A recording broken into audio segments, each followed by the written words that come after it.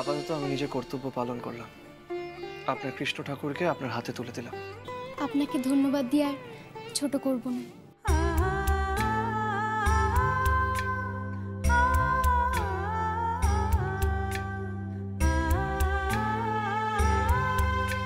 আসি।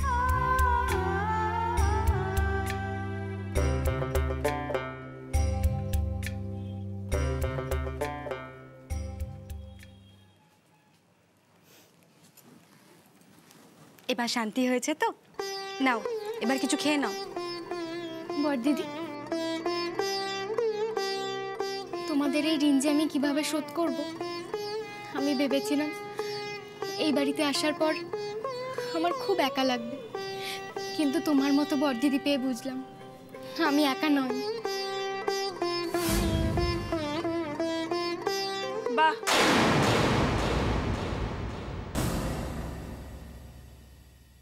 এখন থেকেই দল পাকাতে শুরু করে দিয়েছো শ্যামা। তবে একদিক দিয়ে ভালো, প্রথম থেকেই নিজের আসল রূপটা একেবারে ক্লিয়ার করে দিচ্ছ আমাদের কাছে।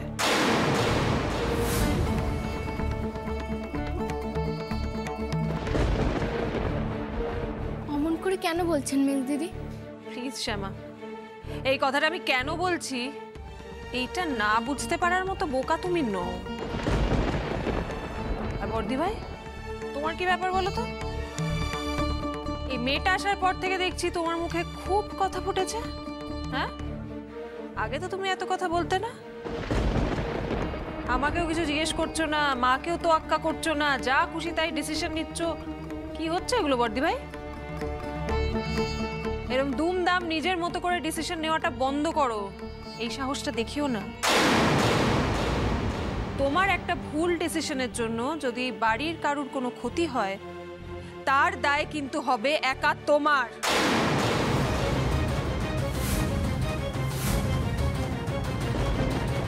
কথাটা মনে রেখো।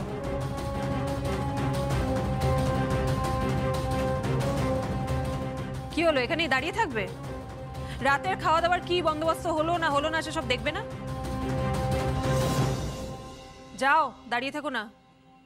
ও শোনো, রাতে রুক্মিণী মাসি আর রাধারানীকেও আসতে বলেছি, ওদেরকেও কাউন্ট করো ডিনারে।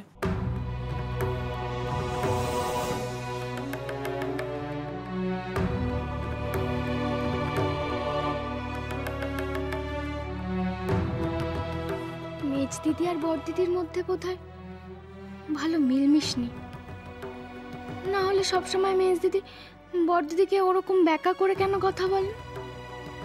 উনি তো বড় দিদির থেকে ছোট হয়। কি শ্যামা, সংসারটা প্রথম দিন থেকেই একেবারে হাতের মুঠোয় গুছিয়ে নেওয়ার চেষ্টা করছো? আপনি যে কি বলছেন আমি যে কিছুই বুঝতে পারছি না মেজ দিদি। এখন তো ঘরে কেউ নেই শ্যামাই, ন্যাকামোটা কেন করছো আমার সঙ্গে? তুমি কি ভেবেছো বলো তো? দুটো মিষ্টি মিষ্টি কথা বলে বা আরো দুটো জ্ঞানের কথা বলে এই বাড়ির সবার মন জয় করে নেবে? বাড়ির সবাই তোমাকে মাথায় তুলে রাখবে? ভুল করছো শ্যামা।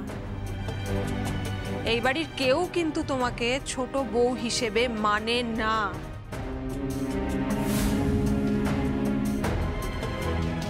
আর কোনোদিনও মানবেও না। তাই নিজেকেও এই ভুলটা বিশ্বাস করানোর চেষ্টা করো না যে তুমি এই বাড়ির ছোট বউ। নিখিল তোমাকে বিয়ে করেছে ঠিকই, কিন্তু কেন করেছে জানো? তুমি যাতে লগ্নভ্রষ্টা না হও তার জন্য নিখিল তোমায় বিয়েটা করেছে জাস্ট দয়া করে শ্যামা। আর এই বিয়ের আচার অনুষ্ঠান সব শেষ হয়ে যাওয়ার পরে তোমাকে আদৌ এই বাড়িতে রাখা হবে কি না, নাকি বের করে দেওয়া হবে, সেই ব্যাপারে কিন্তু কেউ কোনো ডিসিশন নেয়নি এখনো শ্যামা। তাই এতটা ওভার কনফিডেন্ট না হওয়াই ভালো। শুধু নিজের কৃষ্ণকে এই বাড়িতে আনতে পেরেছো বলে কি ভাবছো আরো বাকি যা যা প্ল্যান করে রেখেছো সব আদায় করতে পারবে? পারবে না শ্যামা, কোনো দিনও পারবে না। আবার বলছি, ওভার কনফিডেন্ট হইও না।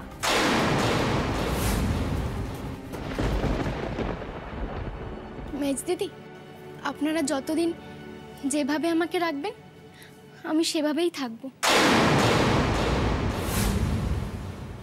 আমার কৃষ্ণ ঠাকুর চেয়েছেন বলেই না আমার এই বাড়িতে বিয়ে হয়েছে। উনি আবার যেদিন চাইবেন আমি সেই দিনই চলে যাব। সমাজকে অস্বীকার করতে পারিনি বলেই এই বিয়েটা হয়েছে। কিন্তু ছোট কর্তা জানেন এই দায় আমি আপনাদের ঘাড়ে চাপাতে চাইনি। হতে পারে সম্পর্কে আমি এ বাড়ির ছোট বউ, কিন্তু কোনোদিনও বউয়ের অধিকার চাইবো না, এ কথাও আমি দিয়েছি। চৌধুরী বাড়ির ছোট বউ হবে তুমি? সেই যোগ্যতা তোমার নেই শ্যামা। শুধু ভাবছি আমার লাভের জন্য আমি তোমায় কিভাবে ব্যবহার করতে পারি। আর একটা কথা মেজদি, জ্ঞান থাকতে আমি কোনোদিনও কারোর ক্ষতি চাইনি, কারোর প্রতি কোনো অন্যায়ও করিনি, সবার মঙ্গল চেয়ে এসেছি। এখনো আমি তাই চাইব, এবারে সবার যেন মঙ্গল হয়। শ্যামা প্লিজ, এই ন্যাকা ন্যাকা কথাগুলো আমাকে বলো না, আমি শুনতে একেবারে ইন্টারেস্টেড নই। বর্দি ভাইকে বলো, ও শুনবে। আর হ্যাঁ, খেয়ে নাও। তোমাদের মতো মেয়েরা নয়তো বাইরে গিয়ে বলে বেড়ায় বড় লোকদের বাড়িতে গিয়েছিলাম, দুটো খেতেও পেলাম না। খেয়ে নিও।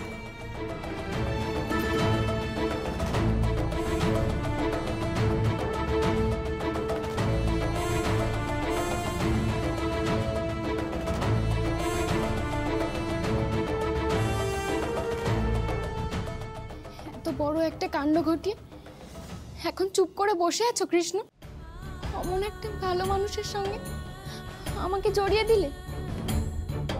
আমি যে ওনার যোগ্যই নই, তবুও কেন কেন সারা জীবনের বাঁধনে বাঁধলে তুমি? বলো। এ বাড়িতে যত না ধন সম্পদ, তার থেকেও অনেক বেশি দুঃখ। এনারা যে কেউ সুখী নন, ভেতরে ভেতরে কত অশান্তি, কত দুঃখ। তুমি কি এইসব দুঃখ দূর করার জন্যই আমাকে এখানে এনে দিলে? বলো। তাই যদি হয় তাহলে তুমি আমাকে পথ দেখাবে, কিভাবে আমি এ বাড়ির শান্তি ফেরাবো।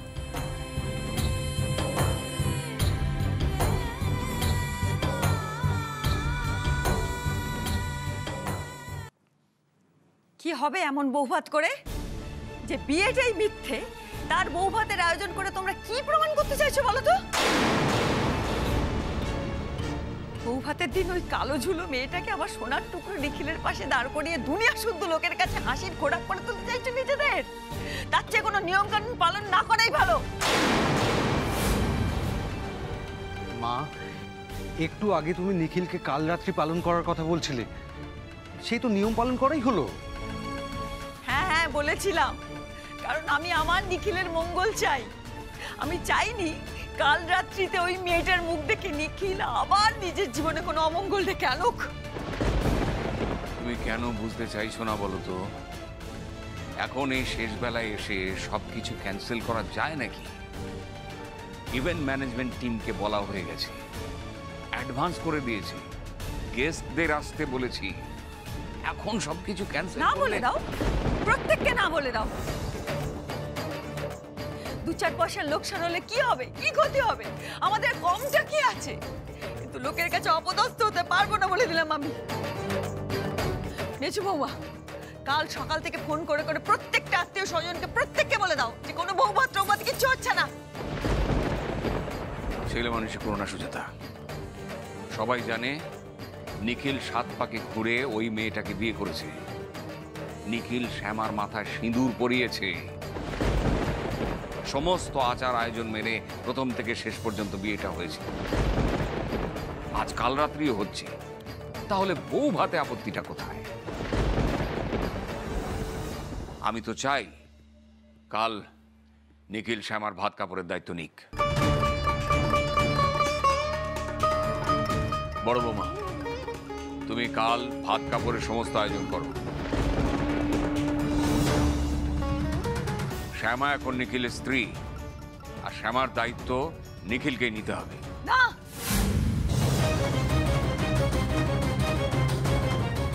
নিখিল ওই মেয়েটার ভরণ পোষণের দায়িত্ব কিছুতেই নেবে না, সারা জীবনের দায়িত্ব কিছুতেই নেবে না। আমি তোমাদের আগেও বলেছি, আবার বলছি, গ্রামের মেয়েদের টাকার উপর সাংঘাতিক লোভ থাকে। তুমি তুমি ওর নামে ব্যাংকে কিছু টাকা রেখে দাও, আর ওকে বলো এখান থেকে চলে যেতে বলো। সুজাতা, তুমি এক কথা বারবার বললে বাস্তব পরিস্থিতির কোনো পরিবর্তন হবে না। আর এই কথা শ্যামাকে বললে তার কি উত্তর হবে তা তুমি জানো। হ্যাঁ জানি কি উত্তর দেবে, কিন্তু আমি ওকে কোনো দিনও আমার ছোট ছেলের বউ হিসেবে মেনে নিতে পারবো না। তোমরা যতই আচার অনুষ্ঠান পালন করো না কেন, ও কোনোদিনও চৌধুরী বাড়ির যোগ্য বউ হয়ে উঠতে পারে না। সুজাতা, সবকিছু একটু ঠান্ডা মাথায় বোঝার চেষ্টা করো। কনে বিদায়ের সময় কৃষ্ণচরণ বাবুর হাত ধরে আমি নিজে তাকে বলে এসেছি যে আপনার মেয়ের দায়িত্ব এখন থেকে আমাদের। একটা অসহায় মেয়েকে তার বাবা মা আমাদের ভরসায়, নিখিলের ভরসায়, এই পরিবারের ভরসায় শ্বশুরবাড়িতে পাঠিয়েছে, আর সেই ভরসার মর্যাদা রক্ষার দায়িত্ব এখন আমাদের। এতদিন ধরে, এত বছর ধরে আমরা সেই মানবিক আদর্শটাই পালন করে এসেছি। আমার গোটা পরিবার সেই শিক্ষায় শিক্ষিত, আমাদের সন্তানেরা সেই উপলব্ধিতে, সেই মানসিকতায় বড় হয়েছে। আর আমার মতামত, আমি কোনোদিনই তোমার মতের বিরুদ্ধে গিয়েছি আজ পর্যন্ত? আর সেই তুমি তোমার মতামত আমার ঘাড়ে জোর করে চাপিয়ে দিচ্ছ, তো এতে আমার অমর্যাদা হয় না বুঝি?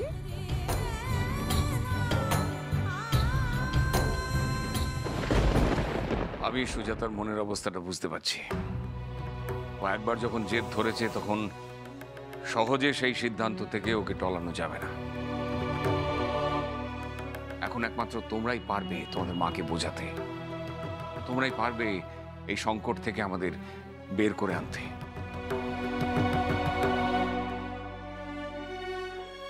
দেখো, চেষ্টা করো।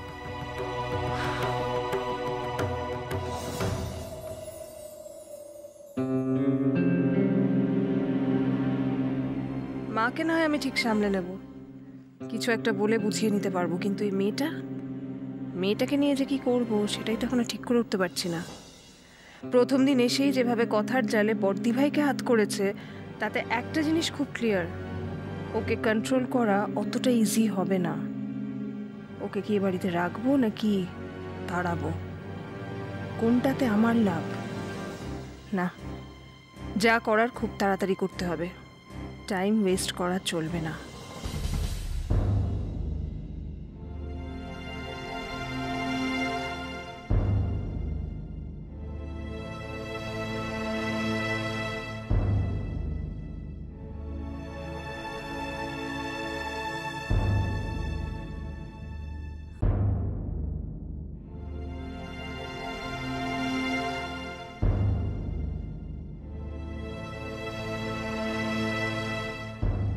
শ্যামা, ঘুম আসছে না বুঝি? একা একা ঘরে থাকতে খারাপ লাগছে, তাই না? শ্যামা, বুঝতে পারছি নতুন জায়গা, অসুবিধা হচ্ছে, কিন্তু এবার একটু জোর করে ঘুমানোর চেষ্টা করো। কাল তো অনেক সকাল সকাল উঠতে হবে, কাল তো ভাত কাপড়ের অনুষ্ঠান। সকাল সকাল ঘুম থেকে ওঠার অভ্যেস আমার আছে বৌদিদি। বাড়িতে থাকতে তো সেই ভোরবেলা ঘুটে ফুল জল দিয়ে কৃষ্ণর সেবা করতাম, এখানেও খুব মন চাইছে, কিন্তু বড়দিদি এখানে ফুল কোথায় পাবো গো? আমাদের বাগানে অনেক ফুল আছে, ওখান থেকে ফুল তুলে কৃষ্ণের পায়ে দিন। বড়দিদি, যদি কিছু মনে না করো একটা কথা বলবো? হ্যাঁ বলো না। এই প্রথমবার বাড়ি থেকে দূরে এসেছি, আর আসার পর থেকে একবারও মা বাবার সঙ্গে কথা হয়নি। ওদের জন্য খুব মন খারাপ করছে। আমার একটা উপকার করবে গো? অমনভাবে বলছো কেন? বলো না কি করতে পারি। ওদের সাথে খুব কথা বলতে ইচ্ছে করছে, একটা ফোন এনে দিতে পারবে গো? এই ব্যাপার, নিশ্চয়ই পারবো। বাড়ির জন্য মন খারাপ করছে তো আগে বললেই হতো। দাঁড়াও আমি নিয়ে আসছি।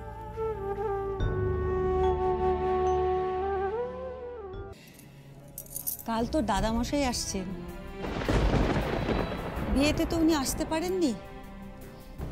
কাল আমার মনটা এত খারাপ হচ্ছিল,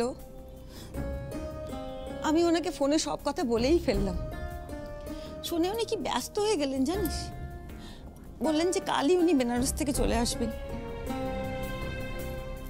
তোরা তো আমার কথার কেউ গুরুত্ব দিলি না, উনি কিন্তু দিলেন। আর ওনার কথা মানতে তো বাধ্য। হ্যাঁ, এতদিন আপদে বিপদে আমরা ওনার কথাই তো মেনে এসেছি।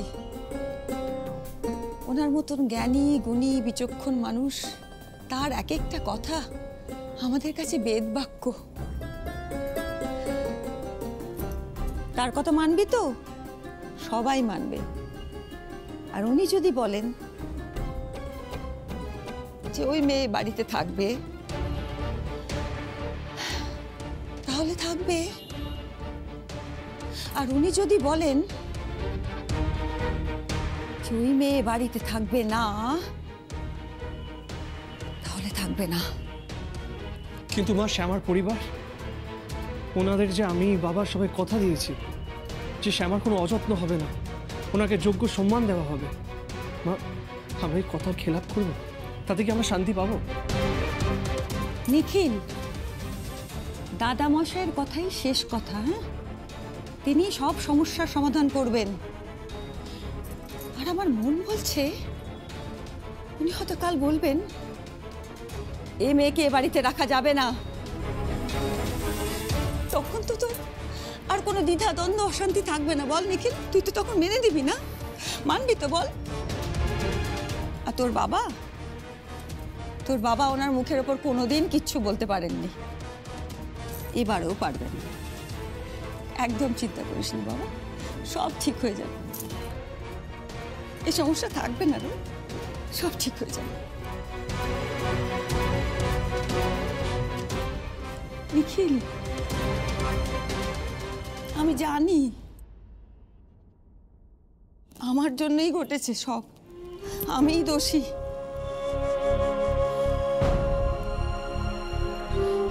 আমিই বলেছিলাম তোকে তুই বিয়ে কর, তুই সংসারী হ। সারাদিন কাজে মুখ দিয়ে পড়ে থাকিস, কাজ কাজ কাজ, নিজের জীবন বলতে তো কিছু ছিল না।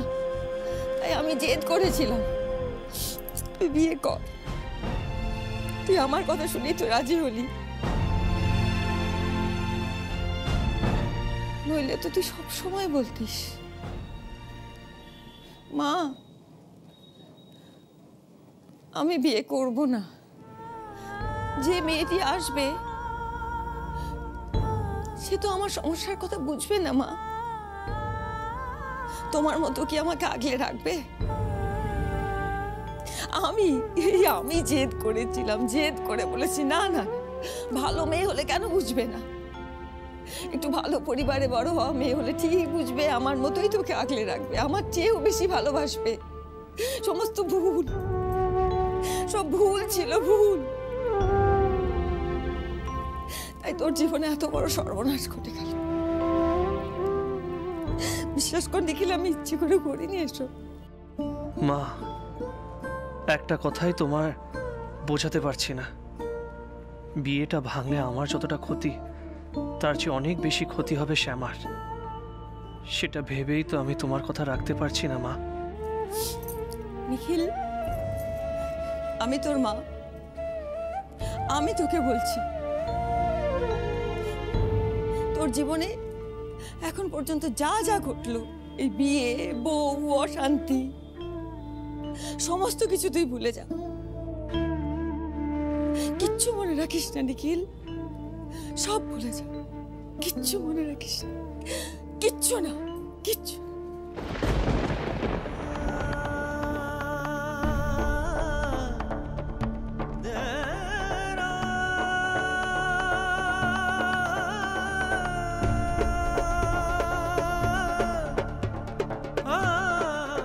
আর সব ভুললেও এটা কি করে ভুলি মা? তোমার ছেলেকে এই মেয়েই একদিন মৃত্যুর হাত থেকে বাঁচিয়েছিল।